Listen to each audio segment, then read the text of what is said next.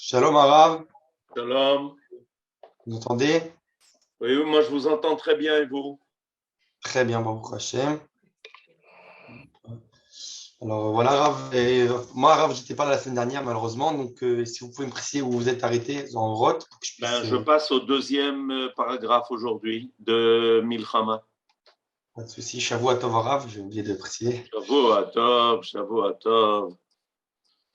Je vais au deuxième paragraphe de Milchama. Alors une D'accord? seconde. Bon, J'arrive tout de suite. hop, voilà, j'organise le texte. Voilà, le deuxième paragraphe, donc c'est bête. Yofi, super. Très bien. Une seconde, Arav, tout de suite.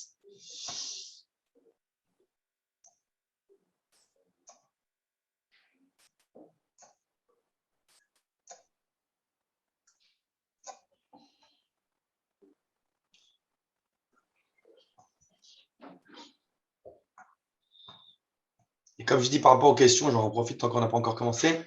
Sachez que plus vous posez votre question tôt dans la semaine, mieux c'est facile d'être organisé. Voilà. Shalom Arav. Shalom, Shavuot. shalom. On peut commencer tout de Shavuot suite. Tov à tout le monde. Shavuot Tov. Alors, on va Et continuer notre étude sur Oroth et on passe aujourd'hui au deuxième paragraphe. Alors, dans ce deuxième paragraphe, vous vous rappelez qu'en fait, on est en train de traiter d'un sujet qui s'appelle Amilchama, c'est-à-dire le rôle des guerres. Et évidemment, avec notre retour en Eretz Israël, le peuple d'Israël s'est trouvé confronté à nouveau à quelque chose qu'il avait oublié. Il avait oublié, évidemment, pas en tant que victime, parce que depuis notre départ en exil, nous n'avons pas arrêté d'être victimes des guerres, mais qu'il avait oublié en tant que peuple qui mène des guerres. C'est-à-dire que dans notre conscience, les guerres, ce sont les peuples qui les mènent et on essaye d'y échapper et de survivre. Et évidemment, on est en général victime des guerres que les peuples se mènent les uns contre les autres. Mais avec notre retour en Eretz Israël, on retrouve une autre dimension. L'autre dimension que nous retrouvons, c'est un peuple qui prend l'initiative des guerres. Un peuple qui va mener en tant que nation des guerres, qu'il veut évidemment éviter, mais depuis que on vit l'histoire du retour, on s'est rendu compte qu'on n'a pas tellement pu éviter cela et que c'était pratiquement impensable que l'on puisse retrouver notre terre, notre pays, notre indépendance et notre stature nationale sans qu'on ait à mener des guerres. Alors, pour nous faire comprendre plus l'essence de ce phénomène-là, qui s'appelle la guerre, le Rav nous ramène à l'époque de la Bible.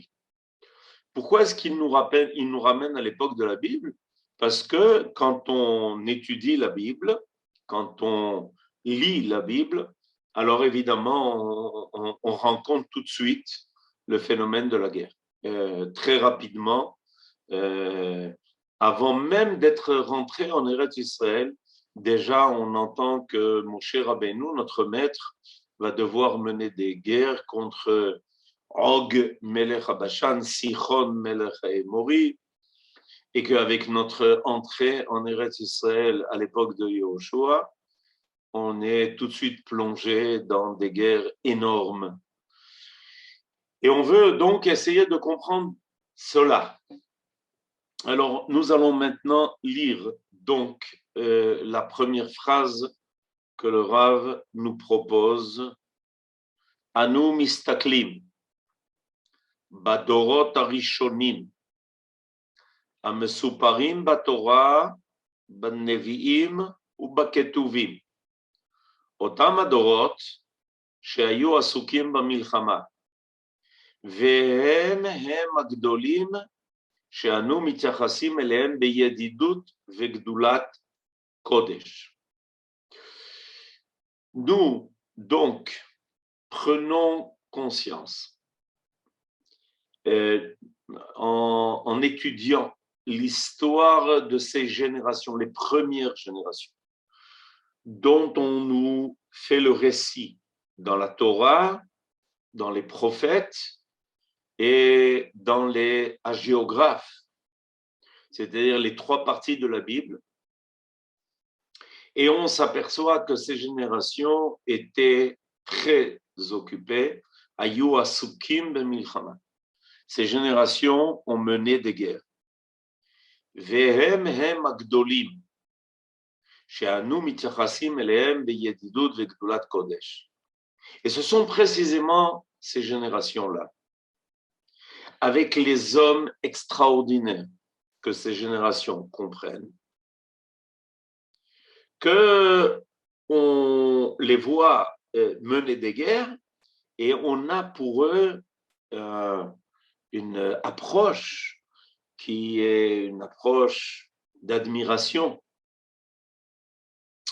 Et on sent là une grandeur de Kedusha. Alors, le Rav nous fait donc ici part a priori d'un paradoxe. Le paradoxe, c'est que d'un côté, on voit donc ces grands-là dont on a tous entendu les noms. On a entendu les noms de Gidon et les noms de Shimshon. On a entendu les noms du roi David. On a entendu les noms même du premier roi Shaoul et du roi David qui va le suivre. Et on s'aperçoit que ces grands hommes, ils sont grands à quel niveau? Ils sont grands au niveau de leur âme. Ce sont des grands hommes qui ont une âme extraordinaire. Ce sont des hommes d'une morale extraordinaire. Ce sont des hommes d'une spiritualité extrêmement élevée puisqu'ils étaient prophètes. Et on les rencontre sur les terrains de combat. Et alors, a priori, ce sont des choses qui semblent se contredire. Comment on peut trouver grandeur d'âme alors qu'on se livre à la guerre, alors qu'on est investi dans un phénomène qui, a priori, est considéré comme un phénomène extrêmement cruel? Voilà ce que le Rav veut nous faire comprendre. Il veut nous faire comprendre que quand le contexte l'impose, il n'y a pas de contradiction fondamentale entre la grandeur de la personnalité, la grandeur d'âme, la capacité d'être quelqu'un d'extrêmement moral et de spirituel. On voit le roi David nous écrire le livre de Teilim, alors qu'il est occupé sans arrêt et sans cesse à des guerres, et il va nous livrer un livre de prière, et qu'il n'y a pas de contradiction entre cela et le fait de mener des combats qui sont nécessaires. Alors, le Rav continue en disant « Hinenu mevinim she'azik hanishmati hu hayesod » On comprend qu'en réalité, avant de faire le constat de ce qui se passe dans la réalité, on doit comprendre qu'il y a là des âmes d'une grandeur particulière qui se révèlent. Et ces âmes-là sont venues avec leur contenu, un contenu moral, un contenu spirituel extrêmement élevé. Le fait de se livrer à des guerres ne les a pas écartés de leur statut ni moral ni spirituelle. Ce n'est pas à cause de la guerre qu'ils ont perdu en quoi que ce soit leur grandeur d'âme. Parce que leur âme était une âme qui éclairait, une âme qui voulait le bien a priori, une âme qui avait pour but de réaliser un projet qui était un projet divin. Ce que le Rav appelle ici Hazik Anishmati, c'est-à-dire l'éclair qui éclairait leur âme.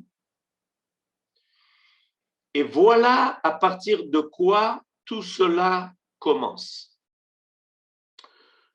Quand on rencontre David, on rencontre un homme qui va tout de suite se révéler comme étant un être particulier, qui en même temps joue de la harpe, qui en même temps a un respect immense pour le roi qui est en place, le roi Shaoul, qui va l'aider à surmonter les plus graves crises et difficultés.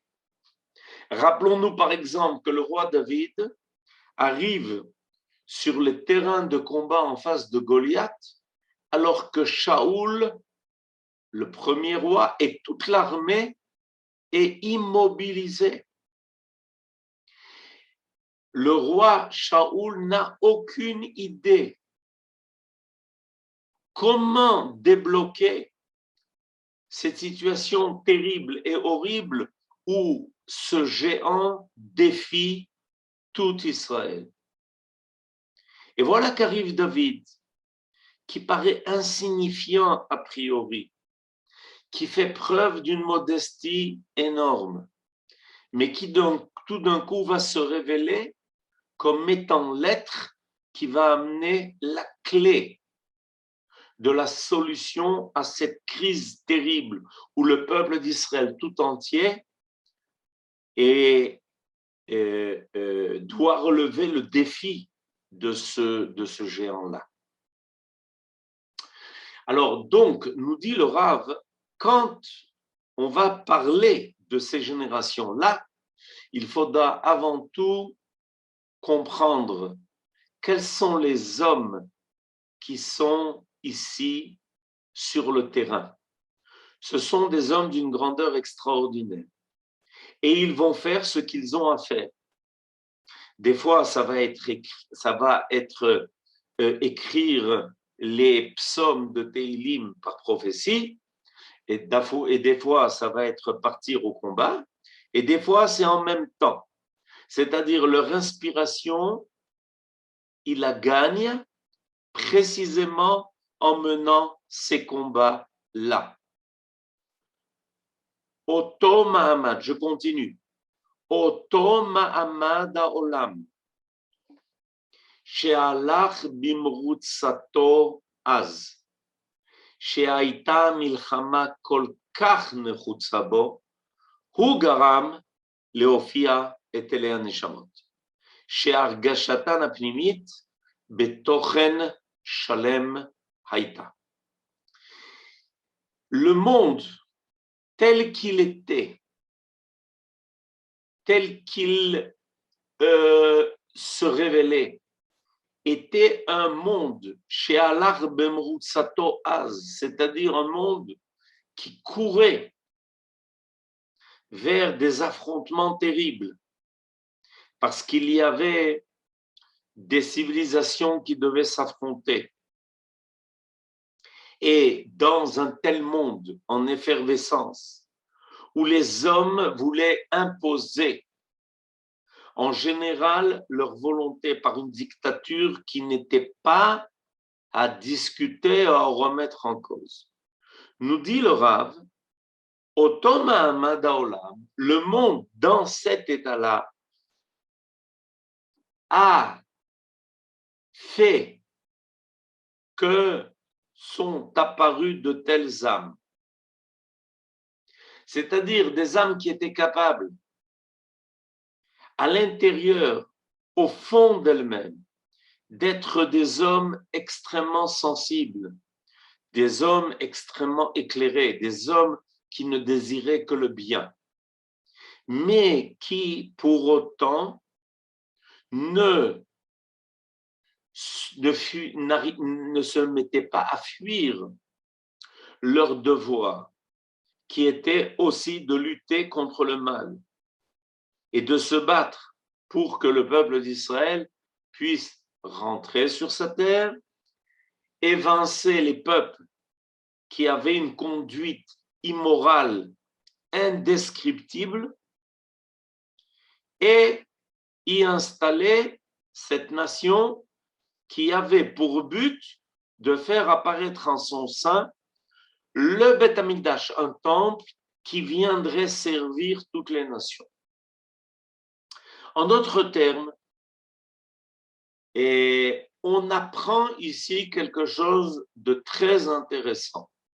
Ce que l'on apprend, c'est que la situation du monde est une situation qui finit par générer une apparition de personnes, de personnalités qui savent comment gérer la situation du monde telle qu'elle est. Reprenons en arrière la situation que nous avons avec Abraham. Dans Pirkei Avot, il nous est dit que Abraham est à une charnière de l'histoire du monde. Il y a 10 générations qui se sont déroulées depuis le premier homme jusqu'à Noach, le déluge. Encore 10 générations du déluge jusqu'à Abraham. Et ce sont des générations qui vont d'échec en échec. Ce sont des générations qui n'arrêtent pas de dégrader la situation morale et spirituelle du monde.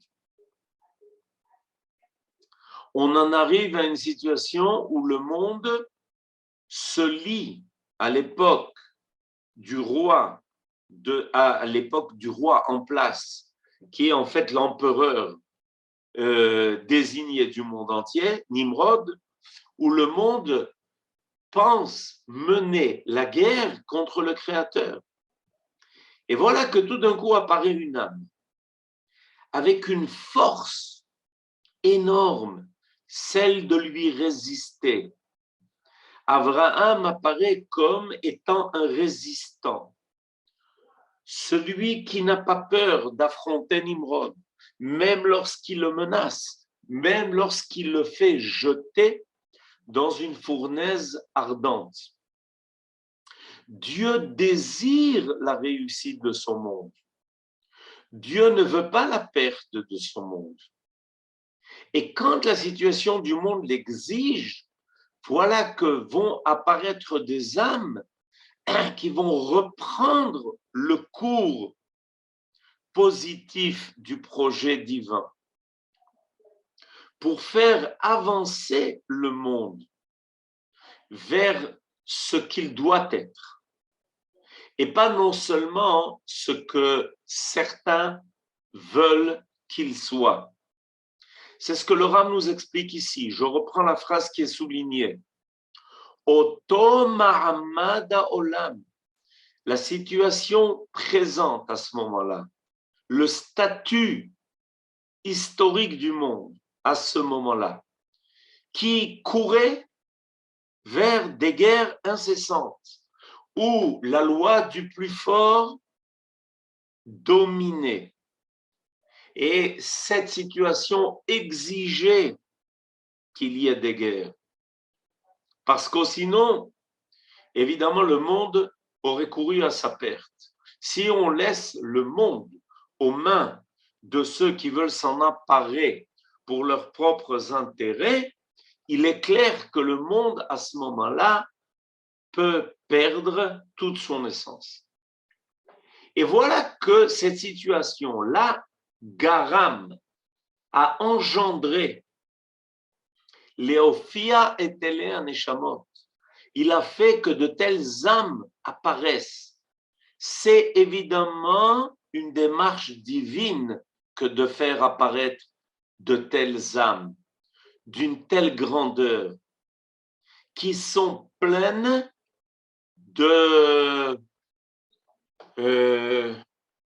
d'aspirations extrêmement élevées, mais qui ont aussi une force de caractère telle qu'elles ne reculent pas devant toutes les menaces.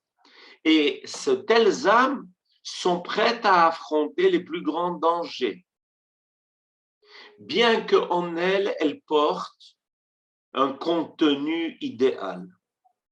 Chez Argashatan Apnimit, ce qu'elle sentait au plus profond d'elle-même, c'était Tochen Shalem, c'est-à-dire un idéal énorme. Et je continue. Milchemet Kiyumam, Kiyum Auma, Milchemet Hashem Aïta Be'akarat Pnimit. La guerre qu'ils ont menée pour vivre et pour faire vivre la nation, le peuple auquel ils appartenaient, c'était une guerre qui était une guerre menée à son plus haut niveau. Il le sentait, il le savait. Abraham est parti en guerre contre les 4 rois, préface des 4 empires, qui avaient pris en otage Lot, son neveu, pour attirer Abraham à eux et nettoyer, entre guillemets, le monde de cette figure qu'était Abraham. C'était leur but. Ces 4 rois-là étaient 4 dictateurs qui terrorisaient le monde entier. Et Abraham n'hésite pas quand on vient lui annoncer que son que son neveu a été fait prisonnier, le cousin de sa femme, il n'hésite pas à partir en guerre contre ces 4 empereurs sans avoir peur. Quelle est la grandeur d'âme de Abraham de mener cette guerre avec une moralité tellement élevée que pour délivrer un proche parent, il est prêt à lutter contre ces 4 dictateurs. Et évidemment, on a ici assisté à une guerre qui est mondiale. Qu'est-ce qui donne à Abraham cette force? Qu'est-ce qui le soutient dans ce combat? Qu'est-ce qui fait que Abraham n'a pas peur alors qu'il est en infériorité de nombre? C'est le sentiment qu'il mène un combat que Dieu veut, que Dieu a fait de lui son chaliach. Alors, la question qu'on me pose, est-ce que cette idée-là ne risque pas d'amener d'autres, certains, de nos jours, à prétendre qu'ils mènent une guerre qui est aussi une guerre au nom de Dieu? Alors la réponse que l'on doit donner à cette question, qui est une question grave, et la réponse, chacun de nous doit la connaître, parce que c'est exactement ce qui provoque aujourd'hui un désarroi au sein de nous-mêmes. C'est de dire, mais comment? Est-ce que nos guerres sont justifiées? Est-ce que nos guerres sont morales? Est-ce qu'on a le droit de dire que l'on mène une guerre pour un but élevé? Mais alors, Il y en a d'autres qui se proposent de le faire aussi. Alors à cela, je répondrai plusieurs points et ils sont essentiels. Premier point, avant de vérifier la raison morale de ta guerre envers les autres, vérifie ce que tu fais quand tu n'es pas en état de guerre. Quelle est ta conduite morale envers tes propres frères, envers tes propres parents? Est-ce que les peuples qui se proposent de mener une guerre au nom de leur Dieu ont une conduite morale vis-à-vis de leurs propres citoyens, de leurs propres proches, au sein de leur propre peuple? Est-ce qu'ils ont une conduite morale et spirituelle? Le deuxième point qu'il faut souligner, le résultat des guerres qui ont été menées dans le monde par ceux qui se prétendaient faire des guerres au nom de Dieu. Est-ce que le résultat a été finalement d'amener à une situation morale et spirituelle plus élevée? Le roi David fait des guerres, son fils, le roi Salomon, Shlomo, construit le Beth Amikdash. Et le Beth Amikdash est le lieu de rendez-vous de tous ceux qui veulent prier, de tous ceux qui veulent demander à Dieu d'exaucer leurs prières. Je vais vous surprendre. Quand le roi Shlomo a construit le Beth Amikdash et qu'il l'a inauguré, il a réclamé de Dieu d'accepter la prière des non-juifs plus facilement que la prière des juifs. Que si les non-juifs viendraient à Jérusalem et se présenteraient pour prier, ou même que de là où ils se trouvent, ils priaient vers Jérusalem et demandaient l'aide de Dieu pour les aider à surmonter toutes les difficultés qu'ils avaient, la famine et les épidémies,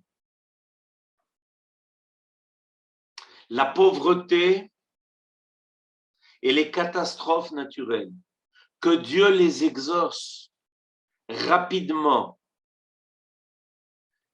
Ce n'est pas quelque chose d'égoïste. Ce n'était pas une volonté égoïste. Jamais le peuple d'Israël n'a voulu dans ces guerres imposer sa foi, sa religion à d'autres. Il a réclamé d'eux une conduite morale. Alors, c'est ce qui permettra de vérifier le niveau moral des guerres que l'on mène. Alors, et je rajouterai, pardon? Ils n'ont pas une question, mais nous avons ressenti au moment de Entebbe cette raison hautement morale.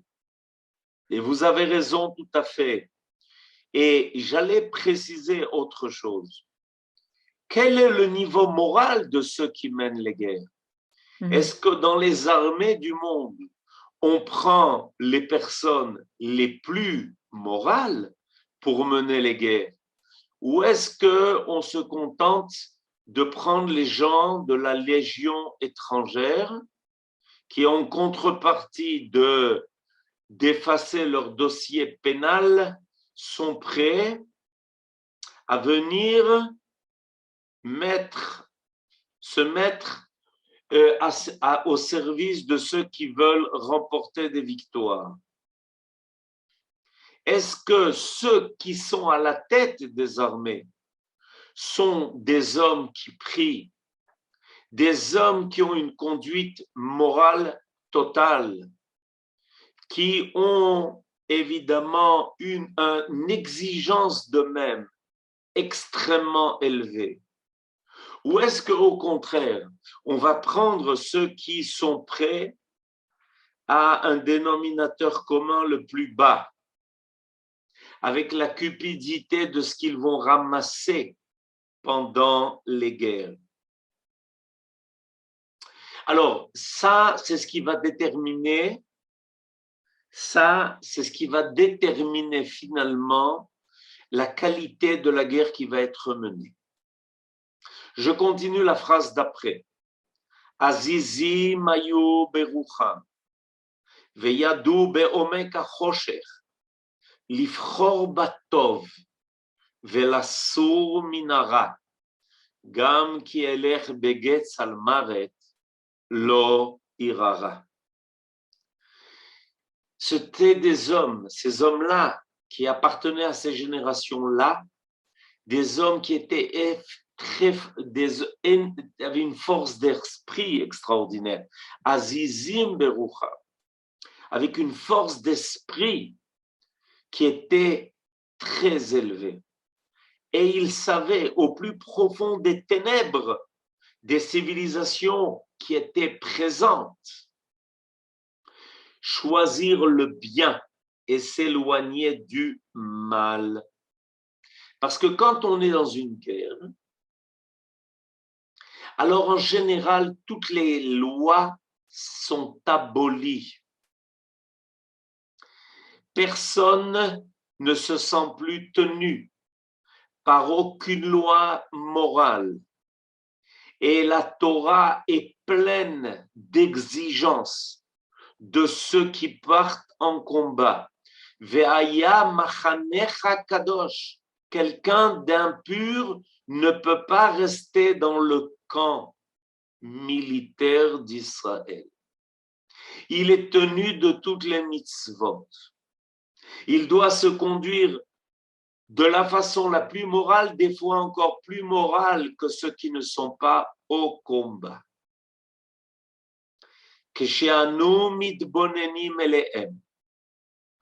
Quand nous apprenons à les connaître, Hinenu, Bechol haofa'a haruchanit she'anu kol kach shokakim la, mishtokakim leimutsam. Quand on apprend à les connaître, quand on étudie sérieusement ce qu'ils faisaient, alors on s'aperçoit que se dégage d'eux une spiritualité énorme que nous désirons tellement. C'est incroyable. On les voit. On voit le roi David, qui n'est pas encore roi, affronter Goliath. Et on est avide de sa modestie. On voit les paroles qu'il dit à Goliath, que le but du combat qu'il va mener contre lui n'est pas une médaille, n'est pas remporter victoire, mais que le monde entier arrive à connaître et reconnaître le Dieu d'Israël. כשאנו מתבוננים אליהם, הננו בכל ההופעה הרוחנית שאנו כל כך שוקקים לה, משתוקקים לאימוצם. On a envie de leur ressembler. On voudrait tellement avoir leur courage. Imutsam, c'est ometz. On voudrait tellement avoir koach hachayim, achatou ve'agavush, cette force de vie qui les anime. Aetan ve'amutsak, cette force de vie qui est tellement énorme. Chez Shachan Bekirbam, qui se trouvait au plus profond d'eux. qui ne les faisait reculer devant rien et en même temps ne jamais dérailler de l'exigence la plus grande que Dieu exige de ceux qu'il veut voir comme ses envoyés. Et alors le Rav va terminer ce paragraphe en disant la chose suivante. Umitor chukazo, et précisément parce que nous voulons tellement le ressembler. Kochenu haruchani mitametz. Nous gagnons nous-mêmes un surplus de spiritualité. Vekoach gvuratenu mitaden. Et notre vaillance devient plus délicate. C'est-à-dire que en apprenant d'eux, en les découvrant, en voulant leur ressembler, alors, d'une part, on devient plus fort, mais en même temps, notre force devient délicate, une force délicate, qui n'est utilisée qu'à bon escient, pour un but qui ne peut être qu'élevé. Ve'otan haneshamot hachazakot chozrot lichyot banu kimei olam. Alors on a ici quelque chose qui est une promesse extraordinaire. Le fait de découvrir ces personnes-là, ces grands hommes, aussi d'ailleurs ces grandes femmes. Rappelons-nous de Myriam, rappelons-nous de Déborah, la prophétesse, qui était une juge, et qui encourage son mari Barak à partir en guerre. Et précisément en les découvrant, en allant sur leurs traces, en voulant tellement leur ressembler, en désirant leur force et leur vaillance, alors on les attire, on leur fait une place et on leur permet de revenir apparaître parmi nous. Voilà ce que l'on va finalement gagner. Le Rav nous dit ici quelque chose d'extraordinaire, c'est un grand secret. Il nous dit qu'en fait, en pensant, en étudiant ces personnages extraordinaires que nous découvrons dans la Bible, alors on attire à nouveau la lumière de leur âme. Et ce qu'ils représentaient, leur force, leur vaillance, mais en même temps, le respect de toute moralité, leur grandeur de spiritualité, voilà que ça leur permet de revivre en nous. Alors on apprend ici que l'étude de la Bible, la lecture de la Bible, n'est pas en fait une lecture de quelqu'un qui est extérieur à ce qui s'y passe, à ce qui nous est donné.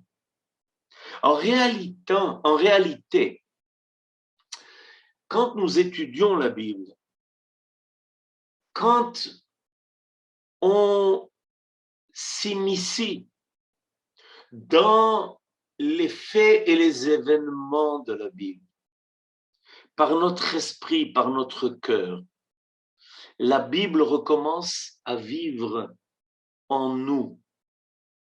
Et ces personnages-là réapparaissent à travers nous. Évidemment, on a constaté que depuis notre retour en Israël, le peuple d'Israël n'est pas exactement et peut-être encore moins, beaucoup plus, ce que je viens de dire est moins que ce qu'il faut dire. Il est beaucoup plus que ce qu'on a connu depuis 2000 ans, et tout le monde d'ailleurs est surpris et effaré de voir comment ce peuple qui pendant 2000 ans a été à l'écart, et peut-être plus que 2000 ans, depuis la destruction du premier temple déjà, avec le premier exil, on a été mis à l'écart de la scène de l'histoire du monde. Comment tout d'un coup, le peuple retrouve des forces qu'on ne connaissait pas en lui, une vaillance, une force, une conduite exemplaire, même dans les guerres les plus terribles. D'où ça vient? Ben, ça vient de là. Ça vient du fait que, en réalité, avec notre retour, la Bible revient chez elle. Chez elle, non seulement au niveau du pays, du paysage, elle revient chez elle au niveau du paysage humain. Et qu'à nouveau, ces hommes-là, qui nous font le paysage de la Bible, retrouvent le cadre naturel, leur peuple, et qu'ils nous redonnent les forces de les suivre et de mener à nouveau la même histoire pour la continuer et finalement la mener à bon terme. Voilà, nous dit le Rav, ce que l'on gagne en apprenant à les connaître, en arrivant à les découvrir.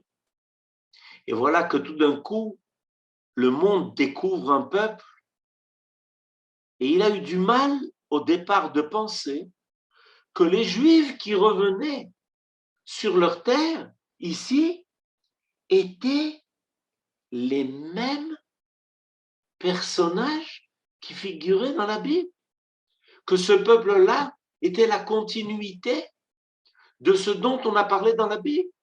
Certains l'ont réfuté, certains ont voulu dire mais non, c'est pas du tout, ça peut pas être les mêmes. Ceux de la Bible ont disparu. Les Juifs que nous connaissons, ce sont les Juifs errants, ce sont les Juifs de l'exil, ce sont ceux qui ne sont pas capables de mener à bien les affaires de la réparation de ce monde.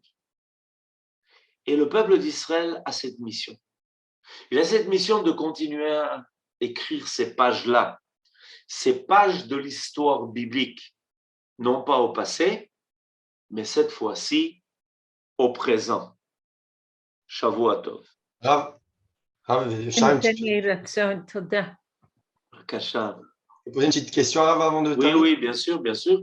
Et, vous avez donc parlé, donc, quelque part, j'ai l'impression qu'on doit revenir donc, avec ce même, j'allais dire, moussard, cette même morale qu'il y avait à l'époque du Tanakh, donc au niveau vis-à-vis des guerres, etc.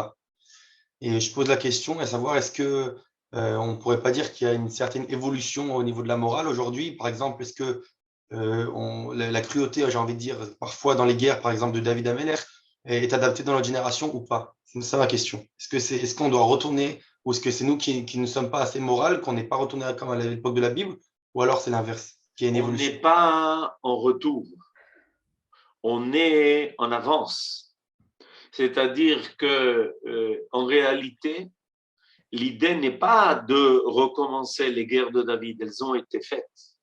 L'idée de faire progresser, de nous faire progresser nous-mêmes vers les buts qui sont à atteindre, nous et évidemment l'ensemble de l'humanité. Vous savez combien de fois il a déjà été imité, quand tout à l'heure quelqu'un m'a parlé de Entebbe. Vous savez combien de fois cette opération a été imitée? Vous avez entendu parler d'une opération menée par les Américains la semaine passée? Vous avez entendu que les résultats étaient les mêmes? Vous avez entendu que par hasard, il y a quelqu'un qui a été inspiré par ce que l'armée d'Israël a fait pour aller sauver des Juifs à des milliers de kilomètres d'ici parce que c'était moral et que les gens étaient prêts pour cela à se sacrifier parce que personne ne leur a promis de revenir et que celui qui était à la tête de l'opération s'est porté volontaire et qu'il a été tué, alors qu'il aurait pu très bien rester en Amérique et continuer à être un étudiant pour réussir sa carrière et garder beaucoup d'argent. Vous comprenez, on est à un autre niveau. Et il est certain que le peuple d'Israël, dans ce qui est dit et n'est pas dit, sur le devant de la scène et en coulisses, inspire aujourd'hui énormément de force dans le monde. Dans certains cas, certains arrivent à nous imiter comme il faut. Dans d'autres cas, ben évidemment, pour pouvoir réussir, il faut être aussi ce peuple qui continue l'histoire de la Bible. Et quand on connaît l'histoire de la Bible, il est certain que finalement, on retrouvera aussi ce climat, avec tout ce que ça comporte d'élevé, de grand, de spiritualité, et que finalement, on finira par aboutir à ce qui est prévu, et que « Ki beti betefila yikare lechol ha'amim » ma maison sera une maison de prière pour tous, pour tous les peuples. Amen. Merci beaucoup, Arav. Bevakasha. Shavua Tov. Shavua Tov. Merci beaucoup. Shavua Tov. Shalom, Shavua Tov à tous et à toutes. Merci vraiment de faire. Au revoir.